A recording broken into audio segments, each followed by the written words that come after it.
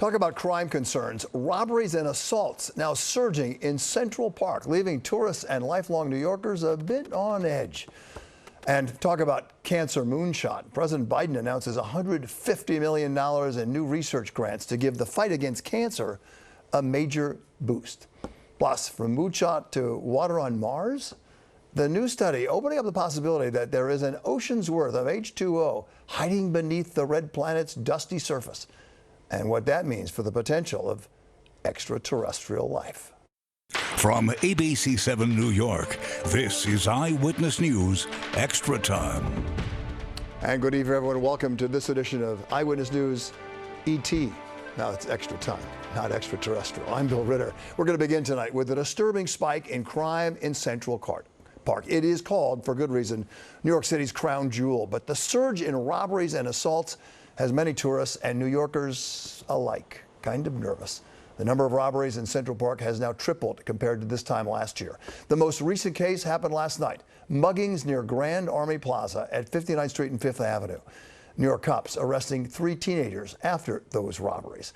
The recent rise in crime is so concerning that the New York City Police Department is now considering bringing drones into the picture.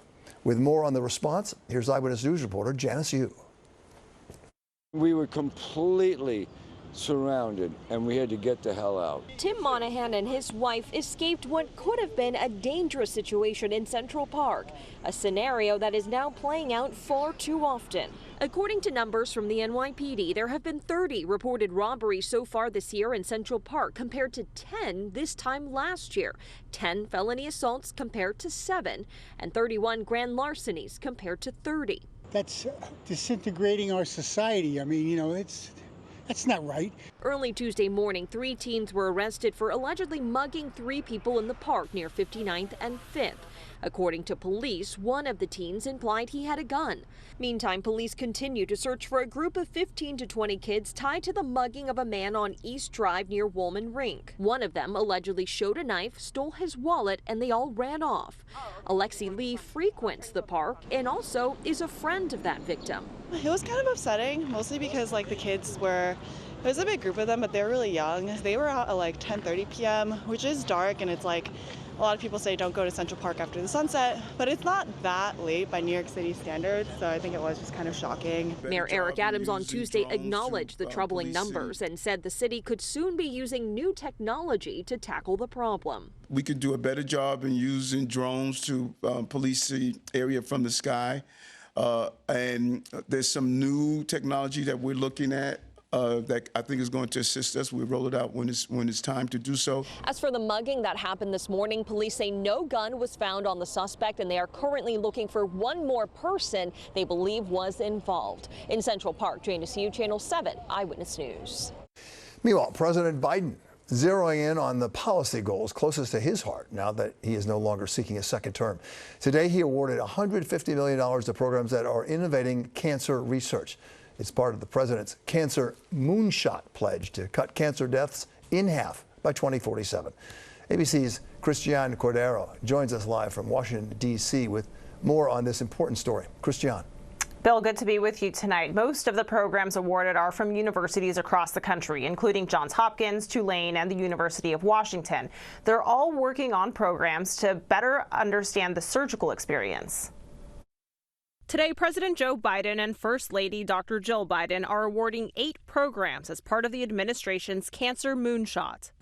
Folks, it's fair to say one of the most devastating words anyone can hear, and it's not hyperbole, is cancer. The $150 million in awards comes from the Advanced Research Projects Agency for Health, which Congress established under the Department of Health and Human Services. For years, Biden has touted the Cancer Moonshot with the goal of cutting the cancer death rate in half by 2047. As all of you know, cancer surgery is an incredibly challenging procedure.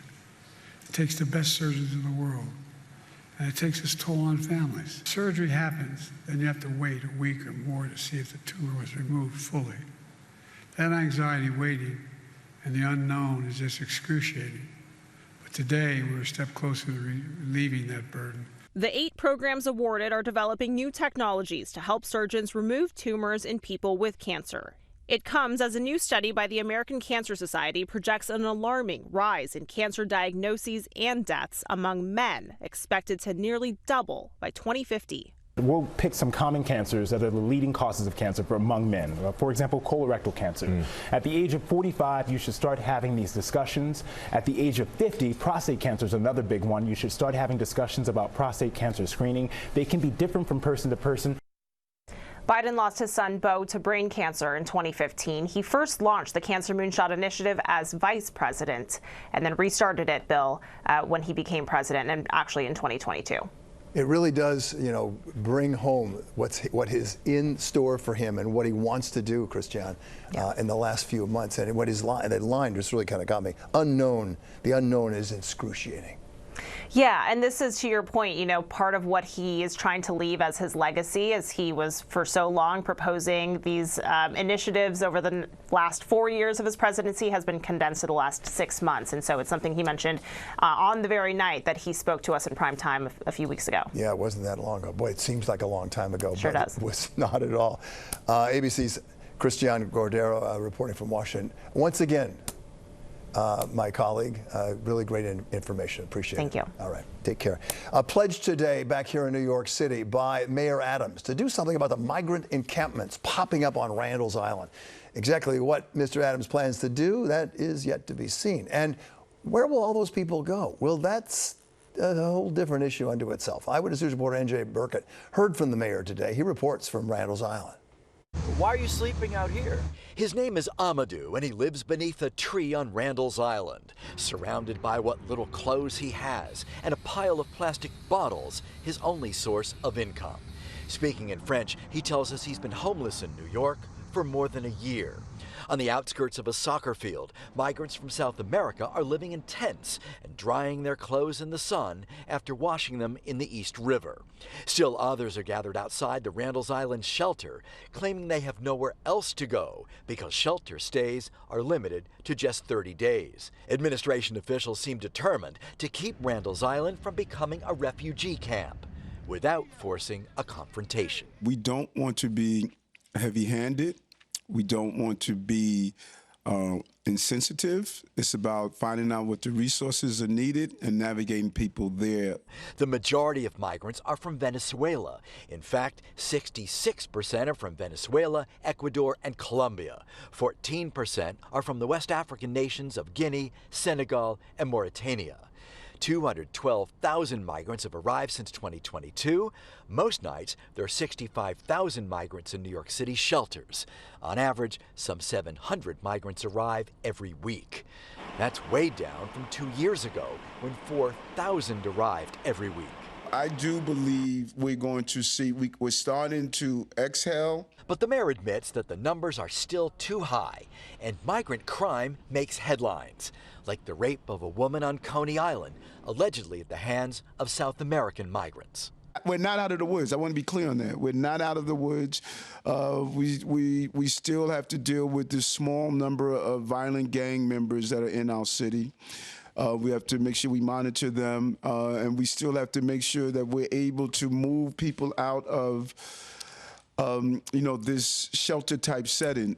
The mayor says tighter restrictions at the border are now having an impact in New York. But the challenges remain tonight. And without action here, these encampments seem destined to grow. On Randall's Island, N.J. Burkett, Channel 7, Eyewitness News. Such a really complicated issue, no question about it. As we continue with Eyewitness News Extra Time tonight, parents often try to manage their children's outbursts by giving them a tablet. Yeah, they might want to think twice about that. We'll tell you what a new study shows about the link between screen time and temper tantrums. Yes, there is a link. Next. In tonight's Health Alert, it's about children and how much screen time they spend on their tablets. A new study shows that the more they use the devices, the greater anger and frustration they experience. Parents, do you recognize all that? ABC's Soreen Shaw takes a closer look. A new study focusing on how parents use tablets with their children has found that often using it can lead to more anger and frustration in kids. Childhood is about play and activity, and when we're switching that to tablets, we're not teaching kids the benefit of play. We're not teaching them limits. Researchers with JAMA Pediatrics surveyed 315 Canadian parents with kids who were 3.5, 4.5, and 5.5. When average weekly tablet use went up from 6.5 hours to 7 hours during those 2 years, the study found that anger and frustration among those kids went up too. I think a lot of this focuses on using the tablet or these devices as a form of reward or punishment, which makes them more important and then leads to these temper tantrums or can be associated. And there are rules that we try to abide by. You know, the recommendations by the American Academy of Pediatrics: no child under 2 should have screen time alone. Between 2 and 12, an hour a day with someone helping you and watching. And then above the age of 12, and adults, less than 2 hours at that time. Some warning signs that experts say to look for in your kids: losing interest in other activities, difficulty sleeping, attention problems, emotional dysregulation. Is this an out of proportion meltdown? And if so, it may be a sign that you need to cut back. The big way experts say to cut back on tablet screen time for your kids includes starting with yourself. They say to create family ground rules and manage parental controls. The parents who use more screens have kids who use more screens. It's important to note, too, that this study has a lot of caveats. It was done in Canada, and there's no information on race, so it might not be reflective of our population here. It also didn't include cell phone use, which is, of course, something that kids are starting to use a lot. In Los Angeles, Zoreen Shah, Channel 7 Eyewitness News. We got some big problems with this issue, right? All you parents know what I'm talking about. As we continue with Eyewitness News Extra Time, could there be some blue on the red planet? A new study says there's a good chance there's a lot of water hiding deep beneath the surface of Mars. We're going to take a closer look at the potential for all this next. Now to a study that is, to quote the great Scott Clark, out of this world. It suggests that there may be enough water in cracks and pores of rock in Mars' crust to fill oceans on its surface. Ponder that for a little bit. Data from a retired NASA mission revealing evidence of the underground reservoir in Mars. The study was published yesterday in the journal Proceedings of the National Academy of Science. Double wow, triple wow. Let's get to one of the guys on top of all this right now. Joining us is Vashan Wright. He is a geophysicist at the University of California, San Diego Scripps Institute of Oceanography. And if that isn't the most famous place in all of Southern California, I don't know what is. And he's the lead author of this study. Vashan, thank you for joining us. I just find this is so mind-boggling but exciting. How excited are you about all this? Yeah, I was very excited. You know, you can think about it in such a way that there's so much human ingenuity that went into placing a rover on the planet to the point where we can say, look, there is water, liquid water beneath the planet. That's exciting. We have our own scientists here on our Eyewitness News set, and one of them is meteorologist Jeff Smith. And I asked him to join us because I have sort of the lay questions, and he has the expert questions. Perhaps not as expert as you, but I know he's filled with questions at all times. Jeffrey? Yeah, Vashan, I mean, this was a mission, correct, that ended a couple of years ago, right? You were poring over the data. How did you find out indirectly that there was water under the surface? Yeah, so the InSight mission allowed scientists to record the ground motion on the surface of the planet. And these ground motions could be created by Mars quakes or impacts. When those occur, the waves travel from the source beneath the surface of Mars all the way to the rover itself. And by recording the properties of those ground motions, we can understand how the speed of sound changes as a function of depth. We also had gravity. And so what our study did was use this theoretical rock physics model to say, what is the best combination of rock properties? How much cracks is in there? Is there liquid water? What's the best combination of rock properties that explain both the InSight data and the gravity data? And it turns out it's liquid water filling the pores roughly 10 to 15 kilometers below the surface. So it's almost like a seismograph that we would use here on planet Earth. You're figuring out what's below the surface based on the way those, I guess you'd call them Mars quakes, propagate. Exactly. We used the same methods and same tools that we use on Earth to figure this stuff out. You know, one of the differences, we have one seismometer versus multiple seismometers on Earth. So the research suggests that there might be enough water to form a global ocean. I mean, how does this finding reshape our understanding of Mars's geological history and, more tantalizingly, the potential for past or present life? Yeah, so if we extract all the water from the subsurface and assume that in-site location is representative, then you could fill an ocean 1 to 2 kilometers deep. One of the things we always knew was that liquid water is one possible solution to where did the water on Mars go. Once there used to be lakes, rivers, and possibly oceans on the surface of Mars 3 billion years ago, and we always wanted to know where did the water go. What we found is that there's more water in the subsurface than in hypothesized oceans on Mars. 7 to 12 miles below the surface we're talking about. I mean, with the seismograph data, you've basically confirmed the presence of water below. But what kind of challenges would a future mission face in drilling to these depths to confirm that presence of water, possibly explore for signs of life?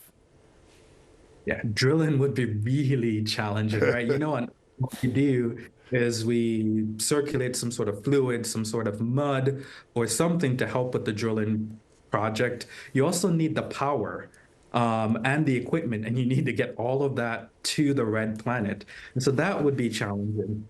You know, one of the things that people want to know, is there life, is there not life? The study did not say anything specific. It does not prove or disprove that there is life. What it does, it says that an ingredient that is necessary for life as we know it is present deep in the subsurface of Mars.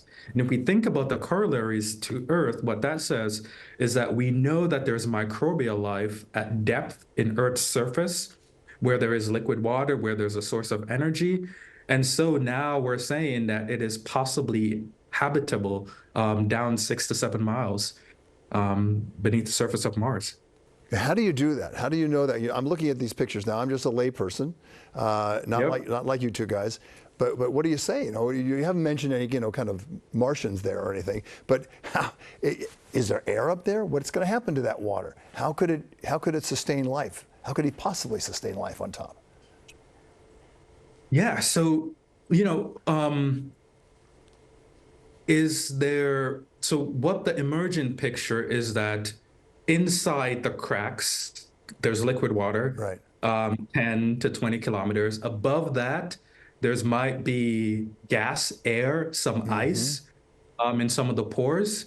And, you know, what it also tells us is Mars might have a water cycle that is similar to Earth. Earth currently has lakes, rivers, oceans, and there's exchange between the surface water and the water in the deep subsurface of Earth. Like water goes down by gravity, infiltrates into the subsurface, and presumably that's how it got there on Mars. Vashon Wright from the Scripps University Institute of Oceanography at UCSD and in Loyola there. Is that what I said? Was that where it is? Yeah, it's right near there. La Jolla. La Jolla. It's just beautiful, with the best ocean, I think, ever in the United States. It's beautiful from up there. We thank you for joining us tonight, and thank you for your expertise. It was really interesting, and I know Jeff found it absolutely exciting. And he's going to tell his son about it when he goes home tonight. Vashon, thank you so much, and have fun in La Jolla. Thanks for having me. Okay, thank you. Appreciate it. As we continue with Eyewitness News Extra Time, we're going to take a live look outside because we're going to bring back meteorologist Jeff Smith, not talking about what it's like in Mars, but right there in the Hudson River. He'll join us with a look at the weather. Plus, we all see them, and no doubt they're eyesores. Now a group of advocates in Queens demanding action to clean up roadway medians covered in tall weeds and trash. Littered with trash and overgrown weeds, many medians in Queens are a real eyesore. Some elected officials and community leaders now calling for a major cleanup there. They argue it's a quality of life issue and dumping trash on medians is illegal. Here's Eyewitness News reporter Anthony Carlo.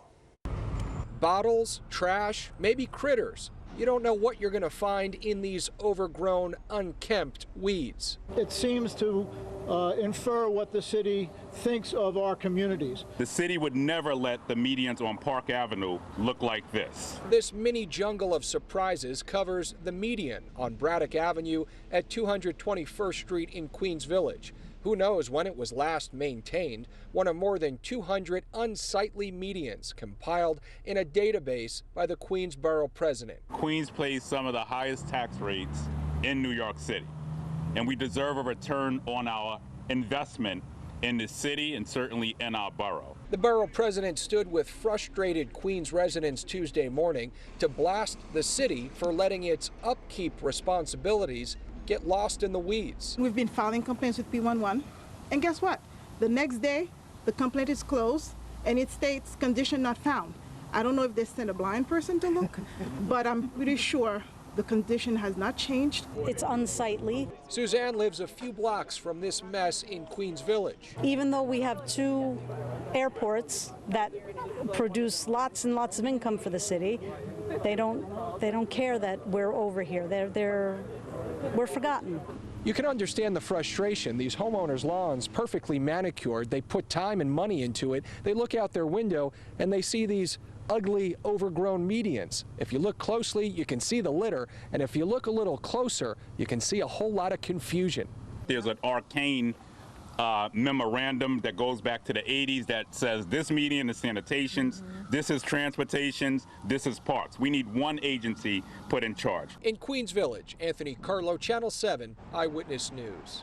Clean up the medians. I know Jeff Smith agrees with that because he's got the beautiful weather and everything else, but he also sees the stuff that needs some changes. We talk medians, we talk Mars on this program. Yeah, exactly, everything. Here's a look outside right now. A lot of clear skies out there over toward the Jackie O Reservoir in Central Park. Hard to believe we found liquid water on Mars. That's really neat. 78 degrees right now in the park. Northeast wind coming in about 5 miles per hour. It's a humidity down at 43%. Humidity stays low for the next couple of days, even though temperatures warm up into the middle 80s for tomorrow and Thursday. Today's high of 84 degrees below normal.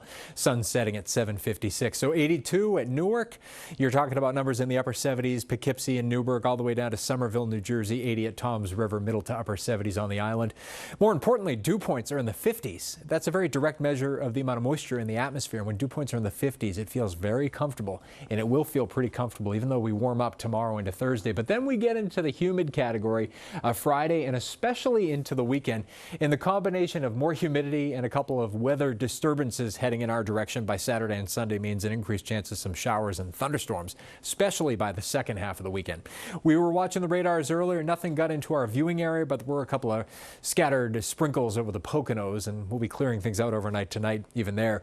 Upper 60s by early tomorrow morning in the city. 50s off to the north and west, mid 80s during the day tomorrow. And watch, north of the city, you'll probably see a few clouds billowing up, and out of some of those clouds, maybe a shower or two tomorrow afternoon, and maybe another shower or two north of New York City during the day on Thursday, with similar temperatures in the middle 80s, but with low levels of humidity. We've been watching Ernesto. This is bearing down on the U.S. and British Virgin Islands and Puerto Rico. Overnight tonight, it passes Puerto Rico, maybe strengthening into a minimal hurricane by that point. Could be 6 to 10 inches of rain, a 1 to 3 foot storm surge on the east end of the island. And then it really goes to town with some intensification as it moves over these really warm tropical Atlantic Ocean waters and then heads right in the direction of Bermuda. I mean, Bermuda couldn't be more centered in that cone by the weekend. Could be a damaging hurricane there. Indirectly, it'll send some waves in our direction, increasing our risk of rip currents over the weekend. In the meantime, it's a safe beach day tomorrow, only a low risk of rip currents, 1 to 2 foot waves out there, water temperatures upper 60s to low 70s. Air quality will be on the moderate side, pollen medium to high, and UV index will be a 7, which is high. Partly cloudy for tonight. We're down to 67, sunny to partly cloudy and warm, but with low humidity tomorrow. Watch for an afternoon shower. You can't rule it out north and west of New York City. That high getting up to 85. Patchy clouds for tomorrow night. The low barely dipping below 70. Basically a repeat on Thursday. Mid-80s, low humidity, maybe an afternoon shower to the north. Just a tad more humid Friday, 86, and then much more humid over the weekend. You'll really notice it.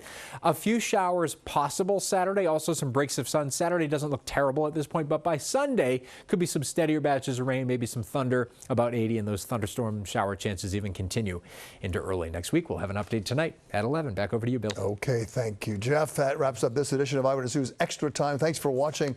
I'm Bill Witter. We're back live on Eyewitness News at 11 o'clock. Hope to see you then. Be careful and enjoy this sunset.